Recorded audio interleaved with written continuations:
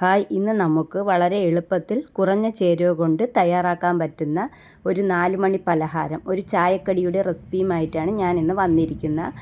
ടേസ്റ്റിയായ വളരെ എളുപ്പത്തിൽ തയ്യാറാക്കാൻ പറ്റും. വീട്ടിലുള്ള 2 ചേരുവകൾ മാത്രം മതി. ഒരു പാത്രം നിറയെ ഇതുപോലെ ഒരു ചായക്കടി നമുക്ക് തയ്യാറാക്കാം.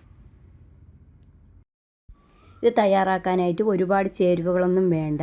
ഒരു 3-4 ബ്രെഡും ഇതുപോലെ 2-3 ഉരുളൻകിഴങ്ങും ഒന്ന് പുഴുങ്ങിയെടുക്കണം. പുഴുങ്ങി അതിൻ്റെ തൊലിയൊക്കെ കളഞ്ഞിട്ട് ഇതുപോലെ ഒന്ന് എടുക്കാം.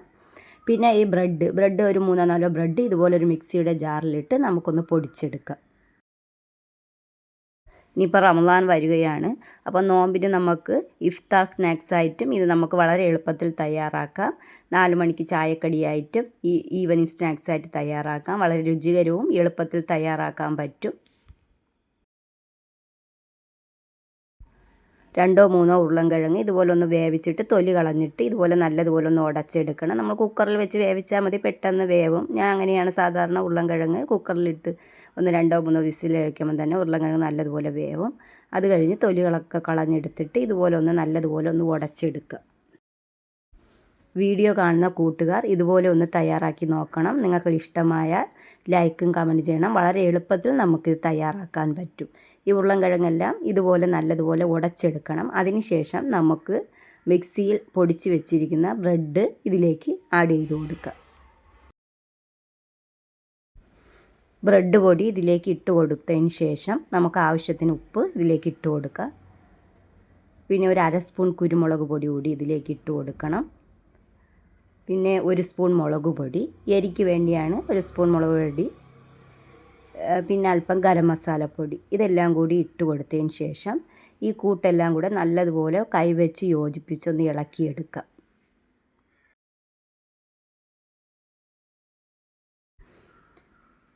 ഒരുപാട് ചേരുവകളൊന്നും വേണ്ട. ഇത്രയും പൊടി കൂടി ആഡ് ചെയ്തിട്ട് ഇതെല്ലാം നല്ലതുപോലെ ഒന്ന് നമുക്ക് കുഴച്ചെടുക്കാം. എല്ലാ കൂട്ടുകാരും എൻ്റെ ചാനലൊന്ന് സബ്സ്ക്രൈബ് ചെയ്യണം, സപ്പോർട്ട് ചെയ്യണം. നിങ്ങളുടെ സപ്പോർട്ട് ഉണ്ടെങ്കിലേ എനിക്ക് മുന്നോട്ട് പോകാൻ പറ്റുകയുള്ളൂ. അതുകൊണ്ട് വീഡിയോ കാണുന്ന കൂട്ടുകാർ തുടർന്നും എൻ്റെ വീഡിയോ കാണുന്നതിന് വേണ്ടി എല്ലാ കൂട്ടുകാരും എൻ്റെ ചാനലൊന്ന് സബ്സ്ക്രൈബ് ചെയ്യണം, ലൈക്ക് ചെയ്യണം, ഷെയർ ചെയ്യണം. നമുക്ക് കൈ വെച്ച് എല്ലാം ഇതുപോലെ ഒന്ന് നല്ലതുപോലെ കുഴച്ചെടുക്കാം. സ്പൂൺ വെച്ച് കുഴച്ചാൽ ഇതുപോലെ നല്ല എല്ലാം കൂടെ യോജിക്കില്ല. അതുകൊണ്ട് കൈ വെച്ച് ഇതുപോലെ എല്ലാം നല്ലതുപോലെ ഒന്ന് കുഴച്ചെടുക്കാം. ഒരു തുള്ളി വെളിച്ചെണ്ണ, 1 സ്പൂൺ വെളിച്ചെണ്ണ കൂടി ഇതിലേക്ക് ഒഴിച്ച് അതും കൂടെ ചേർത്ത് ഇതുപോലെ നല്ലതുപോലെ നമുക്കൊന്ന് കുഴച്ച് ബൗളുമാക്കിയെടുക്കാം. എല്ലാം നല്ലതുപോലെ കുഴച്ചെടുത്തിട്ടുണ്ട്. ഇതുപോലെ ഇനി നമുക്ക് ഇഷ്ടമുള്ള ഷേപ്പിൽ ഇതുപോലെ ഇത് തയ്യാറാക്കാം.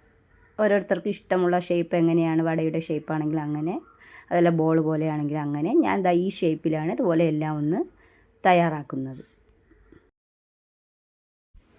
നോമ്പ് തുറ സ്നാക്സായിട്ടും 4 മണി ചായയോടൊപ്പമൊക്കെ നമുക്ക് വളരെ പെട്ടെന്ന് തയ്യാറാക്കാം.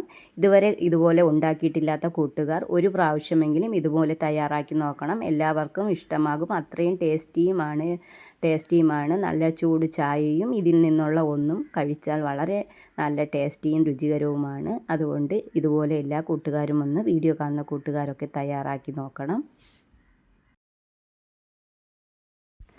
എല്ലാം നമുക്ക് ഇതുപോലെ ഒന്ന് ഷേപ്പ് ചെയ്തെടുക്കാം. അതിനുശേഷം 2 ബ്രെഡ് കൂടി ഒന്ന് മിക്സിയുടെ ജാറിൽ പൊടിച്ചെടുക്കാം. ഒരു മുട്ട കൂടി വേണം. മുട്ടയിൽ മുക്കിയിട്ട് ബ്രെഡ് പൊടിയിൽ കോട്ട് ചെയ്തിട്ടാണ് നമ്മളിത് ഫ്രൈ ചെയ്തെടുക്കുന്നത്.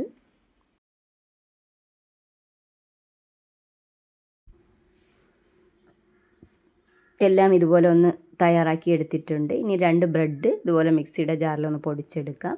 ഇനി ഒരു മുട്ട കൂടി പൊട്ടിച്ചെടുക്കാം. മുട്ടയുടെ ടേസ്റ്റ് ഇഷ്ടമില്ലാത്തവർക്ക് കുറച്ച് മൈദാപ്പൊടി കലക്കിയെടുക്കാം. മൈദയിൽ മുക്കിയിട്ട് ഈ ബ്രെഡിൽ കോട്ട് ചെയ്തെടുത്താലും മതി. മുട്ട ഇതുപോലെ ഒന്ന് കലക്കിയെടുക്കാം നല്ലതുപോലെ. വെള്ളയും മഞ്ഞയും കൂടെ ഒരുമിച്ച് തന്നെ ഇങ്ങനെ കലക്കിയെടുത്താൽ മതി. അത് മാറ്റിയൊന്നും വേണ്ട. ഇനി നമുക്ക് ഇതുപോലെ ഓരോന്നായിട്ട് ഈ മുട്ടയുടെ കൂട്ടിലേക്ക് മുക്കിയിട്ട് നമുക്ക് ഇതുപോലെ ബ്രെഡ് പൊടിയിൽ ഒന്ന് കോട്ട് ചെയ്തെടുക്കാം. ഇതുപോലെ എല്ലാം ഒന്ന് തയ്യാറാക്കിയെടുക്കുക. അതിന് ശേഷം നമുക്കിത് പൊരിക്കാം.